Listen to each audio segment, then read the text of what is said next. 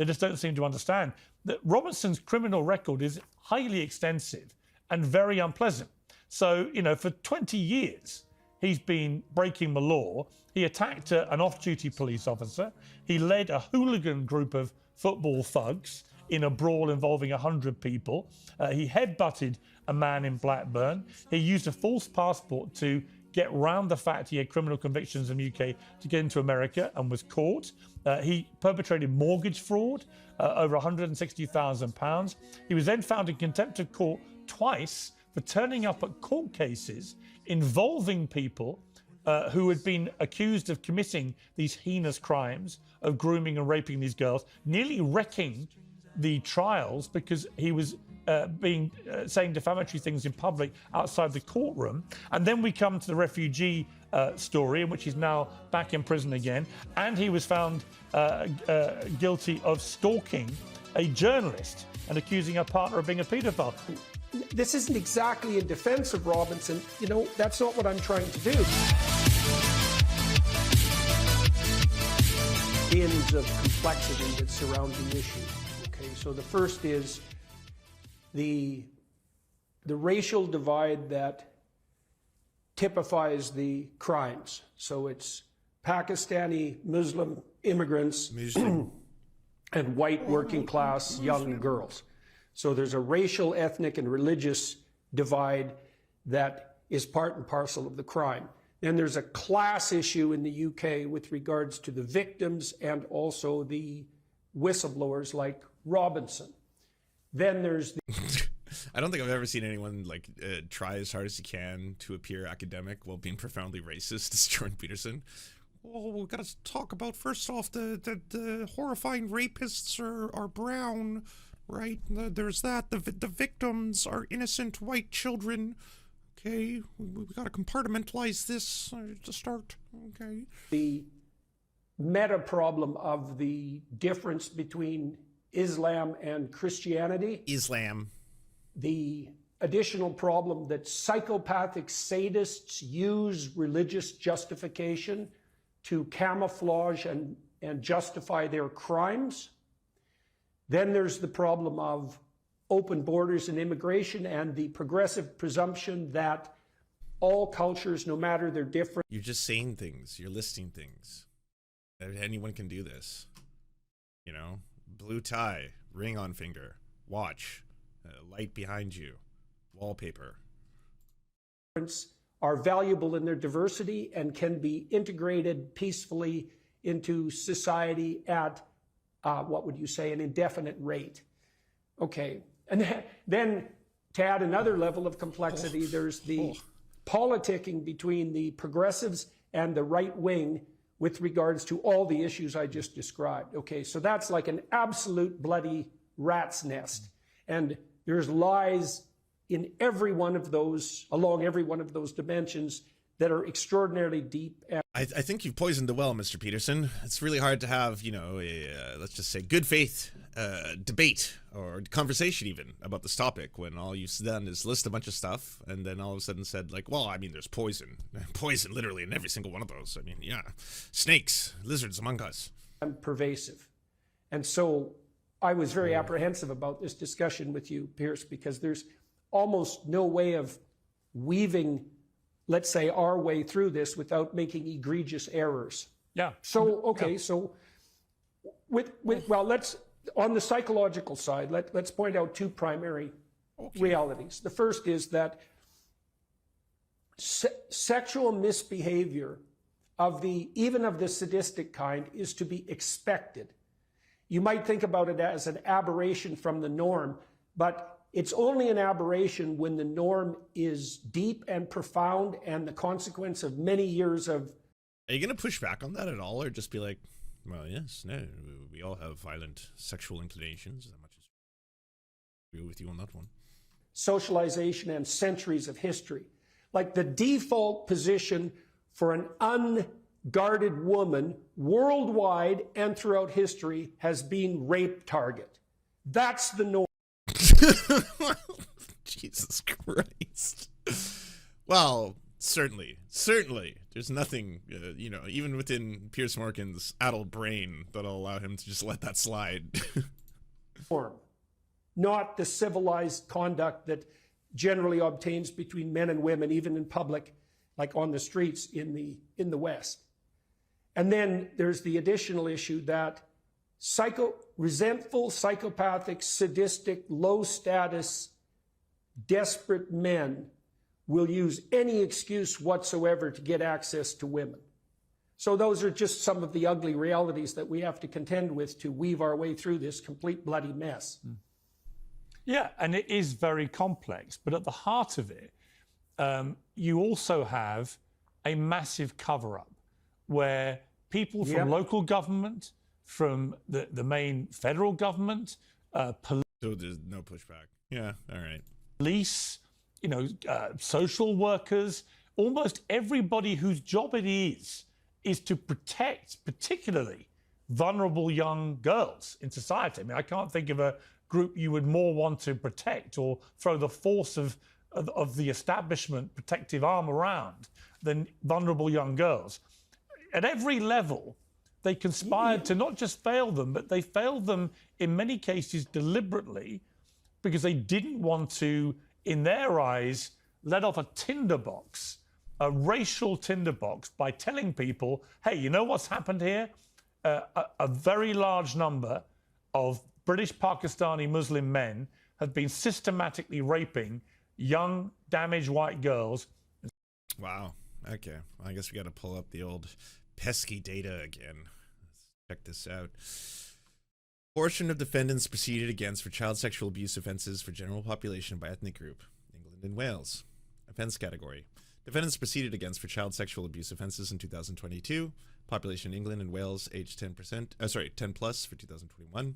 White people, 88%, while consisting of 83% of the population. All right. Pakistani, since that seems to be a very, very popular group, 2%. Population, 2%. But white people, 88%, and making up 83% of the population, and Pakistani making up 2% of the population. It would appear that white people are disproportionately affecting and offending and abusing, grooming, and raping children at a higher percentage by ratio of the population. But don't let that get in the way again. Wild story. Speaking, by the way, when it comes to sexual abuse in England, there's something else we should mention, and this isn't the sexual abuse of children, but new scorecards show that under 1% of reported rapes lead to conviction. Criminologist explains why England's justice system continues to fail. In England and Wales, more than 99% of rapes reported to police do not end in a conviction. This is a result of a criminal justice system that makes prosecuting rape extremely rare, lengthy, and difficult. At present, charge rates for rape vary widely between regions, from 1.3% in Surrey, 8.2% in Durham. Cases take on average 817 days to reach the court. 63% of cases are closed because the victim has given up on the process and withdrawn from it. This information is now publicly available and searchable through justice scorecards published by the government. The scorecards show the number of rapes reported by the police, how many of those in charge result in charge and conviction, how many victims withdraw, and how many cases take within each police force and Crown Prosecution Service (CPS) area. The government said its scorecards will aid in the ambition to double the number of adult rape cases that reach the court by 2024.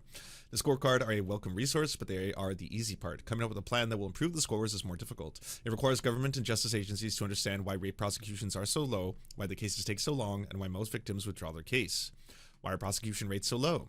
Long delays in cases progressing through the system are directly linked for a decade of government funding cuts to the justice system. In words of one prominent barrister, having broken the legs of the justice system, the government now wants to score how fast it can run. Recent attempts at reversing funding cuts have come with their own problems. Nearly 40% of officers are new, inexperienced, and lack effective training. Rape investigations are complex, and without specialist knowledge about sexual offending behavior and how it affects its victims, there is room for rape myths to increase and to influence cases. These myths include the mistaken belief that false allegations are common, that genuine victims will report rape to police without delay, and will provide a detailed, consistent account of the rape. A police culture of misogyny, as evident in recent cases of misconduct in the Metropolitan Police, is another frequent cited reason for rape cases not being appropriately handled. For victims, staying with the justice process comes at a very high cost. Investigations are incredibly intrusive. Victims frequently have their mobile phones, social media accounts, medical history, social services records, and even counseling notes examined and exposed in court. Retelling the details of the rape to the police and the courts and being questioned about them can be very traumatizing. Victims are rarely able to move on from the rape while the case is ongoing. Statistics don't tell the whole story. Arguably, the scorecards aren't showing anything new. Crime outcome data, including how long cases remain in the system, is already being published by the Office for National Statistics in government reviews and inspection reports. While transparency is vital, there's no evidence to suggest that publication of these findings has halted a steady decline in rape convictions of the past years. The scorecards do not tell the whole story of how victims experience the process, nor how they address the underlying causes of low prosecution rates. They don't break the data down by ethnicity, despite such information existing. Doing so would show whether the criminal justice system is providing equal service to black and minority ethnic victims. Scorecards may attempt to justice agencies into quick fixes that improve the metrics but don't solve the underlying problems, and potentially make it worse. Women's rights groups have previously sued the CPS, accusing the service of unlawfully dropping rape cases in order to increase its conviction rate. The legal challenge was unsuccessful. Ultimately, improving rape convictions requiring building a better justice system and adequate resources of criminal justice and the overhaul of the officer and CPS lawyer learning and development. It also requires dismantling rape myths and replacing them with evidence-based understanding of sexual offending. Funding legal advocacy for victims and additional independent sexual violence advocates to support the victims through the process would reduce the number of victims who withdraw from cases and lessen the traumatic impact. The government has announced funding for the latter as part of a multi-year package. Regular publication of detailed criminal justice statistics provides transparency and a means for holding criminal justice agencies to account. Rebranding the scorecards won't involve rape convictions. Understanding and addressing the factors that explain the figures will. And this really gets to the heart of this whole thing. No matter how much a bunch of weird, mostly men and mostly white people, are going to be continuously freaking out about rape and grooming gangs and the sexual offenses committed towards white women, white girls, young children in the UK and Britain, and how Tommy Robinson happens to be a noble hero who's telling the truth and is now spending time in jail apparently for revealing the corruption within the system. This is the actual reality, and one in which none of these fucking, again, ghouls, monsters, whatever you want to call them, want to talk about. They don't want to bring up the reality that, again, this is a fucking horrifying statistic. 1 in 100. That's 1% of reported rapes lead to conviction in England.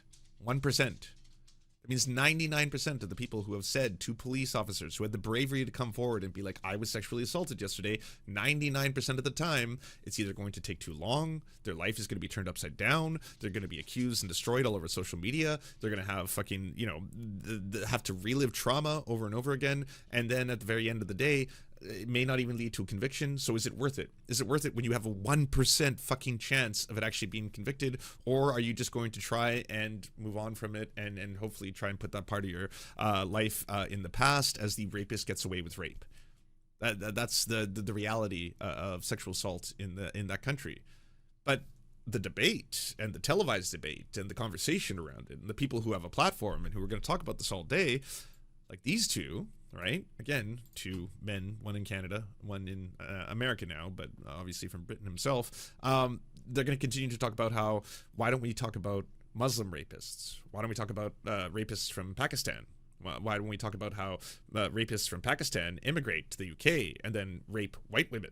And talk about how there could be a cover-up of this and how horrifying that is. And that's what we should really be talking about, not bring up any of the reality that, again, when it comes to child sex offenders in the UK, 88% of them happen to be white. They are disproportionately higher than the percentage of white people who are the population. When it comes to be grooming and pedophiles and child rapists from Pakistan or immigrants from Pakistan or have Pakistani heritage, it is 2%, and they are also 2% of the population. So they are reflective in the amount of people who are in that group. That doesn't matter though. Why let any of this get in the way of a narrative, a very, very fucking racist narrative? Some cases not damaged before they got their hands on them. And this is partly why I have some sympathy for Tommy Robinson, let's say, because it is definitely the case that to take a stand against this is to make yourself a target for the worst sort of calumny and legal action.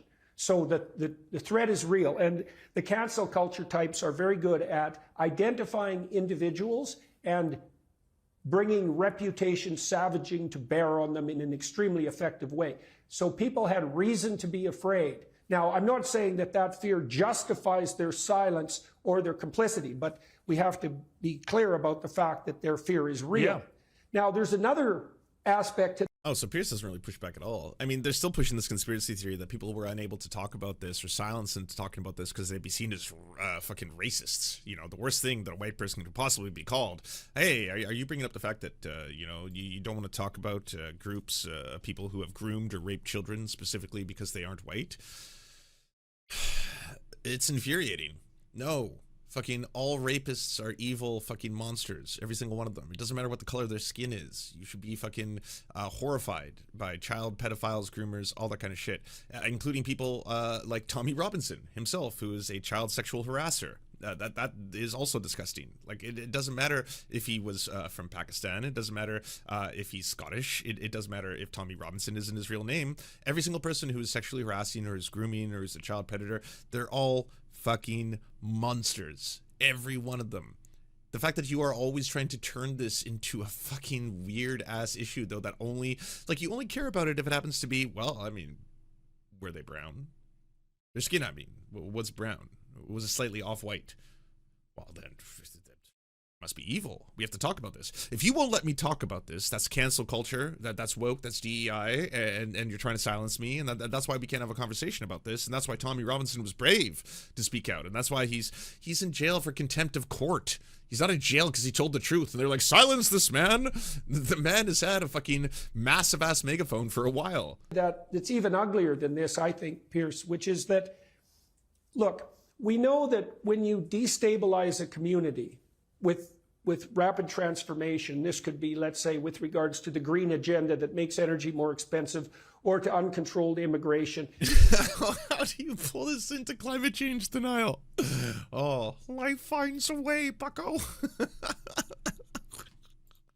Any rapid change with economic consequences demolishes.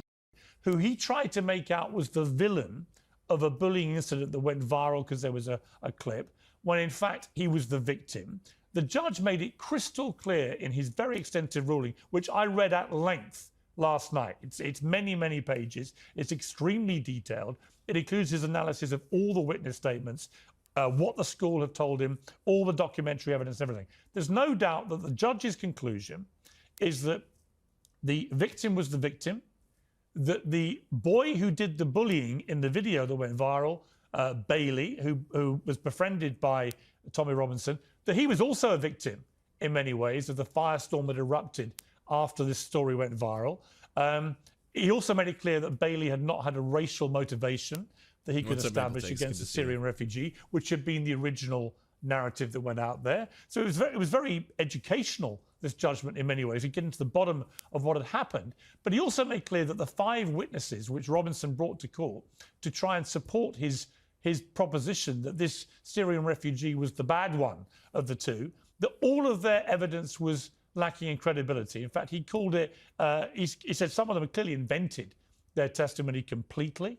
And he was very scathing about the quality of the evidence of everyone that Robinson brought there. And in the end, he found Robinson guilty of defamation. He fined him £100,000 and I think £700,000 in legal costs. And he made it crystal clear to him, do not repeat these lies about this Syrian refugee boy.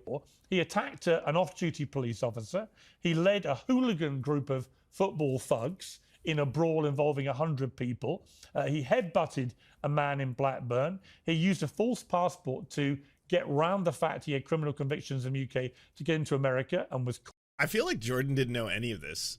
Like, he's learning all of this for the first time. He's just like, even got the stand like, oh, well, we don't quite get that news up here in Canada. Bloody hell.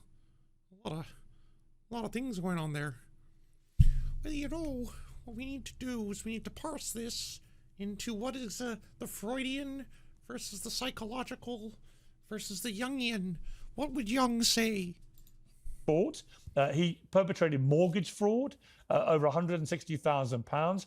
He was then found in contempt of court twice for turning up at court cases involving people who had been accused of committing these heinous crimes of grooming and raping the... Oh, I've wasted my life. Oh, man. I feel like I gotta do that whole, like, sad Affleck meme to this. These girls, nearly wrecking the trials because he was saying defamatory things in public outside the courtroom. And then we come to the refugee story, in which he's now back in prison again. And he was found guilty of stalking a journalist and accusing her partner of being a paedophile. This is not a nice guy. This is a pretty repellent human being who also simultaneously has been right to bang on for many years about the scandal of the rape gangs. So yes, he's complicated, but at the heart of it is somebody who I think also, just finally on the point of Robinson, 2 points I'd make. One, I think he's done this, he's monetized his hatred of Islam. It has warped, in my view, all his so-called journalism, activism, whatever he wants to call it, because it's always skewed against Muslims. It's never fair and balanced in any way. And I think that's what tipped him over the edge with this story of this boy at the school. And, you know, on that, the bully, the alleged bully, was actually kicked out of the school before this ever got made public by the media. So they'd already had their own investigation, concluded he was guilty not just of that, but a litany of other similar offences. So he was thrown out. But I also think that Robinson, and this is a slightly... By the way, don't get it twisted. This is not because Piers Morgan is suddenly a journalist or doing a good job here. This is 100% because there's so much fucking dirt on Tommy Robinson. He's not a new public figure. He's like, it's an old school name. I was actually astounded to see like Elon Musk and all these other people suddenly being like, oh, Tommy Robinson is telling the truth. Free Tommy Robinson, blah, blah, blah. I was like, Tommy fucking Robinson? Really? He's making a comeback? Like that, I remember hearing about him and the Muslim grooming gangs from the fucking Sargon of Akkad days. Like, yeah, you have but to go to Wikipedia. Like, he's basically reading out the Wikipedia article, of which I don't think a single right-winger looked him up. Every single one of them was just like, oh, bloody hell, Tommy Robinson told the truth about the Muslims. Ah, we have to tell everyone. Ah! And then they just, like, went to town. And, like, now it's just like, oh, yeah, shit. He's kind of a massive piece of shit. And a nonce. Complicated and insidious thing about him, I think he's been deliberately amplified and promoted by the people who have most to lose from exposure, justified exposure, because if they can make Robinson the guy that is trying to expose them, he's so discredited, particularly in the UK, that people won't take it seriously. And that's one of the reasons why there hasn't been more action, is because the leading whistleblower is Tommy Robinson. So I see problems in all of this with him, but notwithstanding, as I said at the start, I do think he's been absolutely right that this has been a massive scandal which has shamed the country. Fucking Akala absolutely schooled him. I didn't even know that clip existed until I was making like that MasterChef documentary, and then I found it. I was like, is that Tommy fucking Robinson? Oh man, he fucking ate him up. And that it needs proper national inquiry to get to the bottom of it. So that's where I sit with Robinson. Yeah, well, I've been following the rape gang scandal for, I would say, 15 years, but the primary... Have you? I feel that was all new information, Jordan. I feel like you just had to absorb a lot. Primary source of information for me in Canada has been Tommy Robinson and his... Oh, wow. I was just memeing. He actually went there. Yeah, well, in Canada, I mean, my source on all of this was Tommy Robinson himself. So if you're telling me that he's just kind of a bad dude, yeah, a career-long liar, massive, racist, a nonce, in addition to all of that, and someone who would rather, incite race wars from the comfort of his own swimming pool while he watches, like, his own city burn, I mean, I have to say about that. It sounds like a bad dude. Insistence on pursuing this, come what may, was part of the reason that I looked into it. And I think that's probably the case for Elon Musk as well. And it's an open question how much of a monster you have to be to shrug off all the accusations and the reputation savaging and to put and the threats to your own existence and to your family's existence to sally forth regardless and bring these issues to public attention, over a decade, let's say. And so he's not going to address any of it. It's just basically like, yeah, but people were still cruel. They were very mean to him. What do you say about that? It might be wonderful for us to presume that the person who does that would also be of unimpeachable ethical character on all dimensions. Oh, come on. This dude's rap sheet. Yeah, I'm sorry. It's not like he stole a chocolate bar when he was like 16, and it's like, oh well, we're gonna slander you for the rest of your life. You have no right to talk about anything. You're just a bad person. You are a criminal, sir. Pierce goes through all the receipts. Well, he may not have impeccable character, but he was telling the truth about the Muslim rapists, and no one else would. But we've seen the silence of people with unimpeachable characters in the face of this onslaught, and it doesn't bode well for them. So, and then the other thing I would say too, this isn't exactly in defense of Robinson. You know, that's not what I'm trying to do. Oh, you've changed, sir. You've changed. What? Oh, I thought he was the truth teller. Come on. Oh, now it's like, well, I gotta distance myself a bit. Shit. I'm trying to weave my way through this.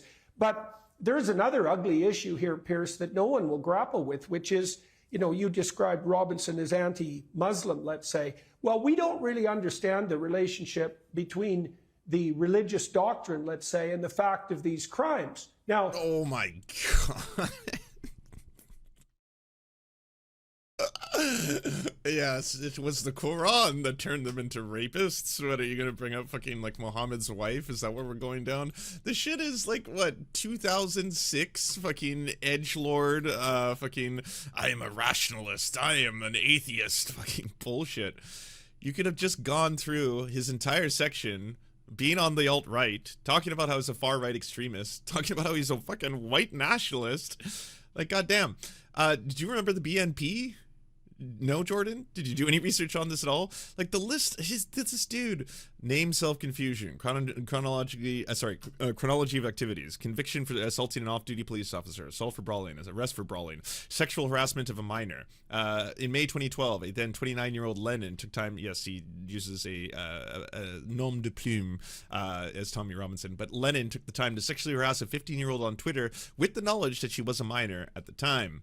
Arrest for false passport, arrest for mortgage fraud, departure from the EDL, his hospitalization, arrest for contempt of court, radicalization of the Finsbury Park terrorist, brawling while allegedly working for rebel media, ban from Twitter, free speech rally in London with the hooligans, arrest for contempt of court again, intimidation of his critics, European parliamentary candidate failing, retrial for contempt of court, arrest for assault, banned from Facebook and Instagram, lauded by fellow wingnuts in the 2019, champion of free speech. And that was the rebranding. The rebranding happened, and not a single person, again, took any time to look into this, including Jordan Peterson, outside of, oh, Elon Musk says it, so he must be free speech, man. This must be free speech warrior. That must be it, you know? I want to make two cases here. You know, the first case is that 40 out of 50 Muslim majority countries in the world are authoritarian hellholes, and only 3 of them are democracies, and that's Morocco, Indonesia, and Turkey. And, you know, they're not, I wouldn't put them in the highest. Where do the majority of Muslims live? One of the 3 countries you just named, Indonesia. What are we doing here? Again, 2006. I feel like I'm hearing the exact same talking points that got debunked by Ben fucking Affleck, of all people. Echelons of Stellar's side, that the fundamental danger from Islamic fundamentalism is going to come from Europe and the UK and not from the Arab states.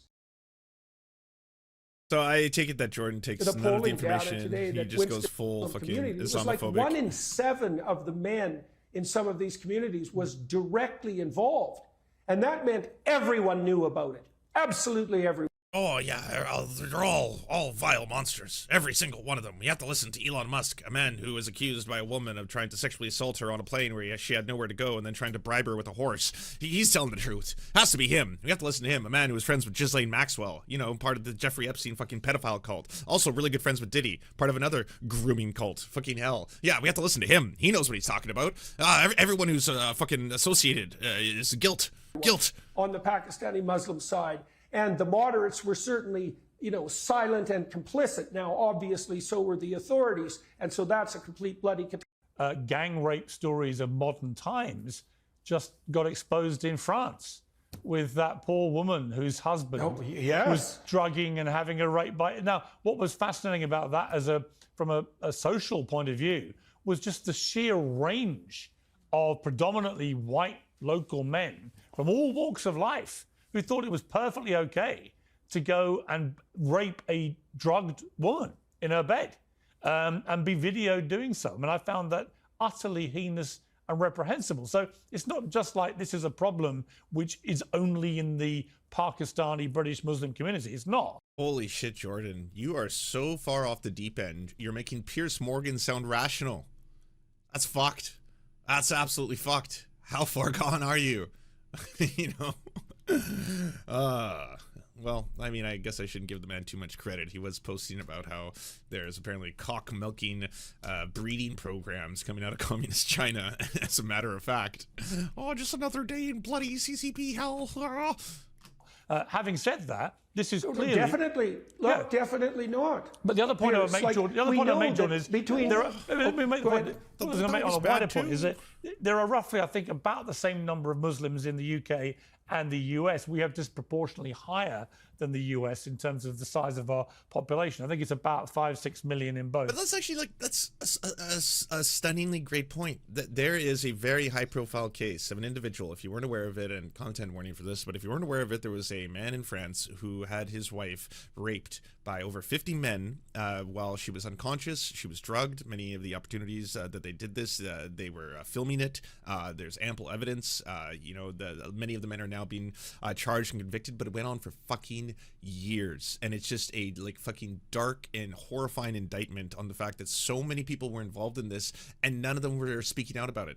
None even I can't imagine how many people were proposed to engage in this sexual assault fucking activity and didn't speak up, didn't say anything about it. I think it was the children who eventually uncovered this and eventually brought it to you know, the authorities. But it's one of those cases where we've got fucking dozens and dozens and dozens of complicit, both rapists and accomplices, who were aware of this entire horrifying crime and did nothing, said nothing, remained silent. And it's something that barely any of the right-wing outrage machine that loves to talk about any single time that you know, a person who committed sexual assault happens to be LGBTQ+, a person who committed sexual assault happens to be Muslim, then they're all over it. Then all of a sudden it's like, oh, we care about this issue, we care about it so much. Oh, okay, well then here's the data. 88% of the convicted groomers in the UK are white.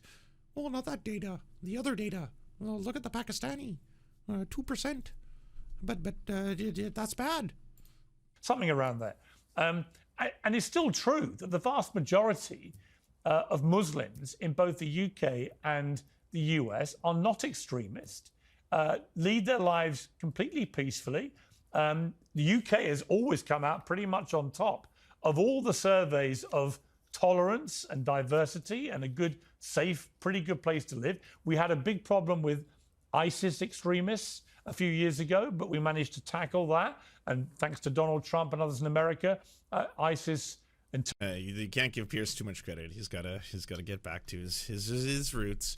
But I mean, I think this shows you just how far right extreme that Jordan has gotten. If it's getting to a point now where, you know, he can easily debunk again 2006 fucking edgelord atheist talking points very, very rapidly, as Jordan's like, well, we have to talk about what exactly in their religious texts is making them commit these kinds of offenses. And it's like, well, yeah, but if you look at the ratio of the population, they're not committing more acts of violent extremism than, say, the far right extremists, which are committing the majority of the violent acts of extremism in the country. Similar to Canada, similar to the United States. And then when it comes to the pedophiles, the groomers, and the predators, the majority of them happen to be white. But Elon Musk, no one talks about that.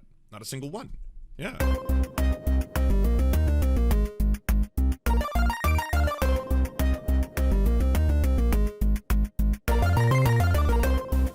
right now. Great example of, by the way, Piers Morgan is not on the left. All right, the guy is a fucking sentient cum stain. He is a wanker of the highest order. I am no fan of Piers Morgan, but it just goes to show you, Americans do this thing where they just see Elon Musk say something and they're like, oh, I believe that now. Oh, what? Free Tommy Robinson. Yes. He apparently is in jail in the UK for telling the truth about Muslim grooming gangs. And apparently Muslims are grooming people in the UK more than any other group, disproportionately. And then I was like, no, Okay, first off, Tommy Robinson is not new, all right? Fucking back in the Sargon of Akkad days, I was having to debunk his fucking Muslim grooming gang shit. But if you actually look at the statistics, 88% of the convicted people for grooming in the UK are white. 84% of the population, but committing 88% of the convicted child sexual offenses. I'm not going to do what they're doing and be like, well, does that mean that they are disproportionately predisposed? No, race is a social construct. That's not how this works, all right? The people who commit child offenses are oftentimes family and friends, people in close proximity to children. If you want to protect kids and reduce the amount of child abuse, let those statistics be known. Get that out there. But for everyone to just be like, free Tommy Robinson, he's not in jail. He's not in jail because he was just speaking out about this, and they were like, we have to silence you. Yes, we're going to cancel culture you for speaking the truth about the Muslim grooming gangs. No. And if you look at the percentage of people who are committing and convicted child sex offenders who are also who are from Pakistan, 2%. Population, 2%. That's the actual crime statistics in the UK. But every single one of them, one after the other, was like, Tommy Robinson, Tommy Robinson, Tommy Robinson. So, of course, someone who's actually British, Peterson Morgan, is like, okay, my fellow right-wing conservatives, I just want you all to know you're really, really wrong about this one. You just don't know who he is, because I think maybe you haven't looked into it. Why should Tommy not be free? Well, because he's not the Nelson Mandela freedom fighter that most people in America seem to think he is. He's a convicted football hooligan who beat up a policeman and got convicted of that. He was convicted of passport fraud, trying to get into America, convicted of mortgage fraud, convicted of 2 contempts of court where he nearly wrecked trials involving the rape gang suspects when they were on trial, nearly literally avoiding justice for the girls in those cases. He's now in prison, nothing to do with the rape gang scandal, but entirely to... Oh my God, look at their faces. I love this so much. Because again, none of you did a simple Google search. If you did one Google, like Peterson Morgan is not just destroying them with facts and logic. This is all very easily available to anyone who takes 2 seconds. Anyone who doesn't just take anything Elon Musk says at face value. Anyone who doesn't just watch the one video Elon Musk shared would have been able to find this out. Like, oh, who is this Tommy Robinson guy? Tommy Robinson. Oh, wow. Yeah, he's a bad dude. He's a really bad dude. Oh, he's not in jail for telling the truth about Muslim grooming gangs. He's in jail for contempt of court. Okay. Do with his defamatory conduct towards a 15-year-old Syrian refugee boy who he first of all defamed, trying to make him the villain of a video where he'd been bullied. This ended up with the Syrian refugee boy suing him, winning £100,000 in damages and nearly £1 million in costs, and the judge telling Robinson, do not repeat these lies. And then he repeats all the lies in a movie that he produces as a so-called journalist, and he goes to prison for contempt of court, which he knows he's committing. So on every level, you can agree with his message about the rape gang scandal, where he's been right, like a lot of people, but you can also think he's about the most despicable messenger imaginable. So Other we than don't that, believe Mrs. you. Lincoln, how was the play? We don't believe. We believe Elon. Elon wouldn't lie to us. Man, at least Jordan Peterson like took in new information, realized how fucked up and wrong he was, and then it's like, oh well, this is not a defense of Robinson per se, but I need to ask about the social. We don't believe you. That's fake news. You're fake news. It's fake news. You lie. It's the challenge. Right.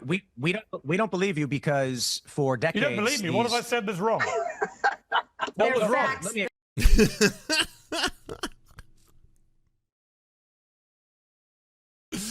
I love these. I love that this is happening. Yeah. Oh man, America. It's not just you, because you control the world. We're all cooked. We're all so cooked. We're all so cooked that this is considered to be a fucking prominent media figure. You know, fucking someone who has a monstrously huge platform thanks to the freedom of the internet, and can just sit there and have like, oh, you know what? I'm not saying that you're stupid. I'm saying you probably just didn't know. So allow me to read to you his Wikipedia article, so you just know how vile, terrible, and really bad for the cause this man actually is. We don't believe you. We don't believe you. No. Elon wouldn't lie to us. Why would Elon lie to us? Why would he do that? Don't lie. Don't lie to us. Elon tells only the truth, the whole truth, and nothing but the truth. You know, he hasn't even done this, and I keep pulling it up just because I think it's just so utterly ridiculous when it comes to this entire topic. Well, I know Wikipedia is woke. If you don't like Wikipedia, go to Rational Wiki. They've also got a very extensive article on Tell Me Robinson. Oh, you don't like Rational Wiki? Okay, go to the criminal charges themselves. You can read them. Aren't you all pro-cop? If you're pro-cop, then you can start looking at the criminal records and the publicly available information on Tommy Robinson and everything that he's done. Thank you so much for watching, everyone. This independent series is made entirely possible thanks to our patrons. It was produced by Anna Loves Riley, Arian McCarthy, Bobby Lasers, Cheryl Alvarez, Comrade Junkie, Doug Caddy, Everything Important, Hagbard Celine, Jimmy Sombrero, Multimondi, Omni, Political Papi, Preston Kroll, Quiet 185, Richard Bohem, Riley and Anna, Roller Dragon, Cernicus, Stellar Gwyn, Sebastian Demmel, and Words Greenwood. Not to mention all the other patrons you now see on screen. We couldn't have done this show without you. If you can help support the show, please check out patreon.com/the Serfs to unlock bonus secret episodes as well as get the content before anyone else.